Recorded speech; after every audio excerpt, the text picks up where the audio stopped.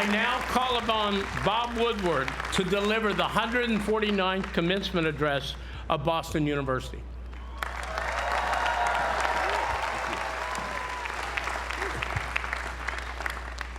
Thank you. You are very generous to ask me to be with you here today.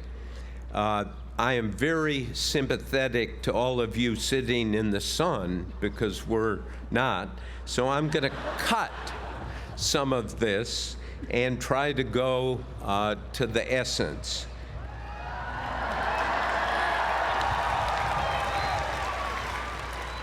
You're only encouraging me to cut more. When I sat where you are, graduating from college in 1965, that was 57 years ago. Don't do the math. But at the time, the war in Vietnam had begun to escalate dramatically. I had attended college on a Naval Reserve officer training scholarship, so I knew I could be sent to Vietnam, a war, quite frankly, I despised. But I did not know what to do, and I was disappointed in myself. Being disappointed in yourself, as you may have found out one way or another, is no fun at all. Lots of smiles of recognition here. And when you're disappointed in yourself, you either paper it over or face it or come up with some compromise. It's a very unsettling feeling. During the final year of my service, I was assigned to the Pentagon.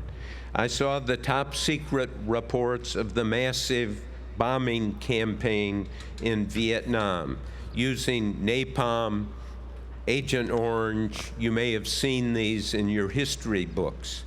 The reports I showed, without ambiguity, said there are 500 sorties each day, and only a handful hit their targets. But publicly, President Nixon and the admirals and the Secretary of Defense and the generals hailed the bombing as a great success. It was a lie, a big lie. As we know now, Vietnam was a spectacular failure. But I continued in my role in the Pentagon to do nothing. This was before Daniel Ellsberg had leaked the Pentagon Papers, the full history of the Vietnam lies. I had no documents and only the story of a long series of lies that I had personally observed. I always thought when I got out of the Navy, I would be free of lies. I would become a lawyer. My father was a lawyer, a judge in Illinois at the time. I'd been accepted into law school, and there was a sense of inevitability as I coasted toward the next decision point in my life. I was drifting, though my life, I really internally felt I was acting with calculated precision. I was 27. If I went to law school, I would graduate at age 30. As only you can know, age 30 is the end of life. So I searched for alternatives. The question I was mulling was, what did I really want to do?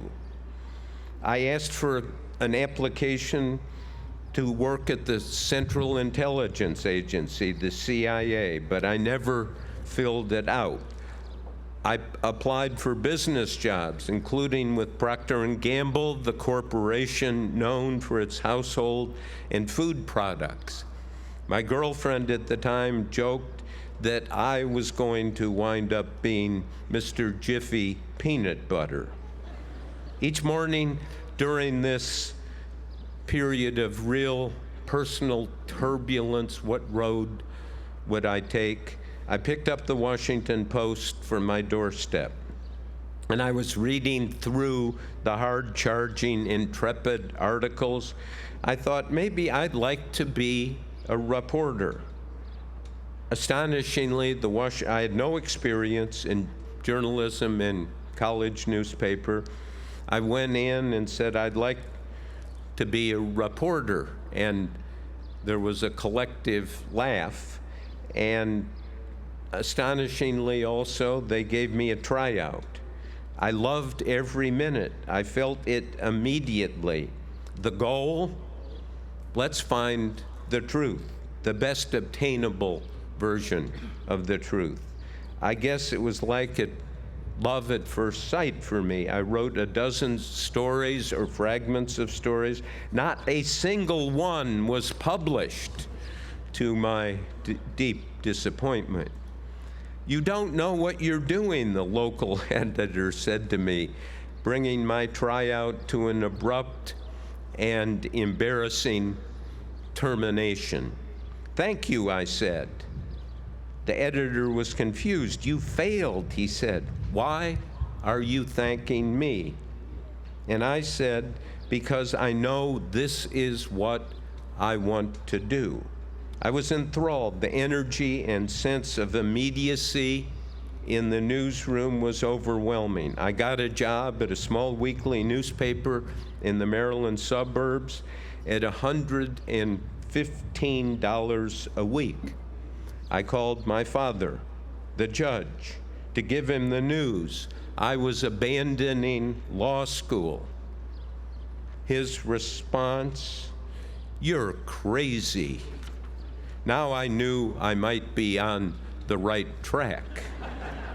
Parental approval, something we all seek, but also in a very sometimes confounding way, parental disapproval. So over the next year at this paper, I wrote many stories.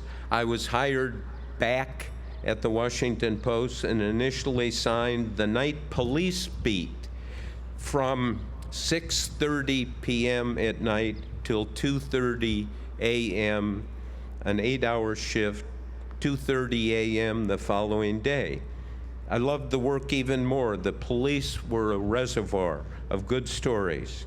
I had been at the Post 9 months when I was called on a Saturday morning, June 17th, 1972, 50 years ago. And I was asked to cover a break-in at the Democratic National Headquarters at the Watergate. The early morning editors at the Post had wondered who would be dumb enough to come in on this beautiful weekend to work. They immediately thought of me. I would work any assignment. I would work the police shift for 8 hours, sleep some, and then come in the next morning. And I loved journalism. It was the opposite of the containment of life in the Navy. The next day, after the Watergate burglary, Carl Bernstein and I wrote our first story together about Watergate. It turned out a breathtaking string of lies. More than 2 years later, President Nixon resigned because of the Watergate scandal. I'm not sure there is an exact lesson from this path, but I have one suggestion. Don't be in a hurry to do what might be the wrong thing in your life. How do you prevent that? I think it's possible. Consider all the alternatives. Don't be afraid to try new things. Maybe even Mr. Jiffy Peanut Butter. Focus on what you're interested in. Don't choose the safe road. Some paths may sound crazy to others, even your parents, your guardians, but it might be the right path for you. You get to make your own mistakes. Don't be afraid of my mistakes, your mistakes. My father, a Republican until the day he died, still thought I was crazy. Parental consistency, one craziness to another. I would like to spend a moment to dwell on the role of imperfection in many human endeavors, most specifically my own mistakes. It is a cliche, but I think you will find it true, that you learn from mistakes and failures more than success. And I think you will get to grasp that if you already have not done that. I now have cut 5 pages from my speech. The main story I want to tell is how you can be so sure you're right, sure you're doing the right thing, that you've made the right judgments, and maybe you haven't. And you sometimes have to change your mind about yourself and others. One of the stories that is stuck in my head all these years, and I hope never vanishes. It goes back to September 1974. Nixon had resigned the month before, and Gerald Ford, who'd been vice president, was elevated to the presidency. So a month after being in office, Ford went on television early on a Sunday morning announcing he was giving Nixon a full pardon for Watergate. It was a shock to many in the country. For a while, I thought Ford chose to go on television hoping, and he chose to do it early on that Sunday morning, hoping that no one would notice. He could kind of sneak it through. But it wasn't noticed by me. I was asleep that Sunday morning, but Bernstein was awake. He called me. Carl, then and still, has the ability to say what occurred in the fewest words possible with the most drama. He said, "Mr. President, may I quote my colleague?" So he said, "Have you heard?" I said, "I haven't heard anything. I was asleep." Carl said, "The son of a bitch pardoned the son of a bitch." I felt really good that I was able to figure out what had happened. I remember thinking, that's perfect. It's the final corruption of Watergate. Nixon gets a pardon, doesn't have to account for what he did, no jail time, and Ford gets the presidency. There was the stench of a hidden deal in all of this. It was denied, of course, but if you look at the history of American politics, Ford lost 2 years later in 1976 to Jimmy Carter because of the pardon and the intense suspicions about it, that there was a deal. At the time, I was convinced it was corrupt. But 25 years later, if you live that long, it's great to re-examine what you have reported on. And I decided to do a book called Shadow, about the legacy of Watergate in the presidencies of Ford through Clinton. I'd never met Gerald Ford, never interviewed him. I called him up and said, "I'd like to talk to you about the pardon." I figured he would say, "Oh, well, I have a golf tournament. I can't do it." But it turned out that Gerald Ford was probably the most open, direct, and honest person I dealt with in American politics. I ended up in this research 25 years later, after Ford had become president, trying to excavate the history. What happened?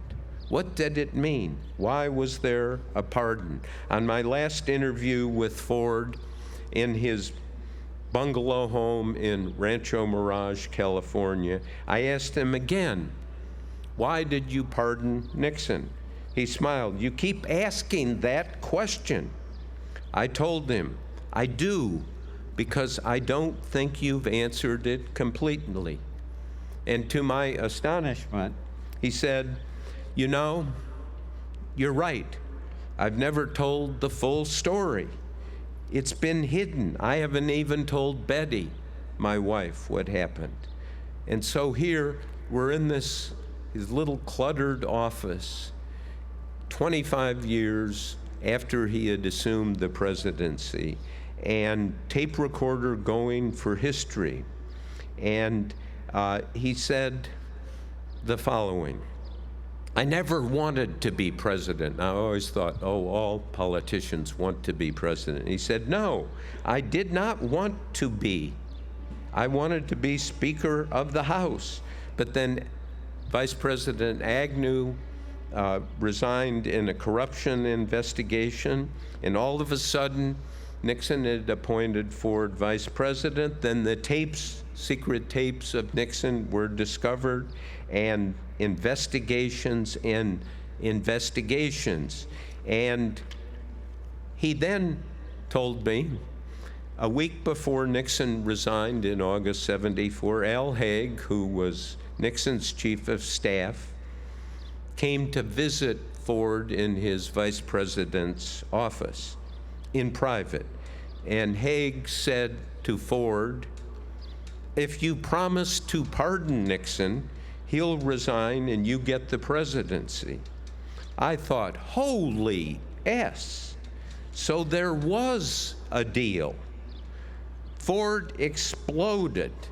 I'll never forget this moment. He banged his hand on the desk and he said, there was no deal. I knew Nixon was finished. There was too much evidence against him. He was going to get the presidency. There was no deal. And then this is one of the moments, most interesting moments as a reporter for me, perhaps one of the most interesting I've had. And then Ford said, let me take you to the world I was living in as president. Here, Nixon resigns. I become president, and every day in the first 30 days of being president, every question to me, to the White House, to the political world was, what's going to happen to Nixon? Will he be prosecuted? What about what's going to be the new policy toward the Soviet Union, what existed at the time? The economy is in trouble. Will Nixon go to jail? Then Ford said, and this is, you rarely get what I would call total mind entry into somebody you're interviewing, but I had been doing this for hours with him, as I said, 7 times. And he said, look, the perch of the presidency, all of a sudden I had it. And you see the world differently, not through the political eyes of your own political interest, but what is in the interest of the country.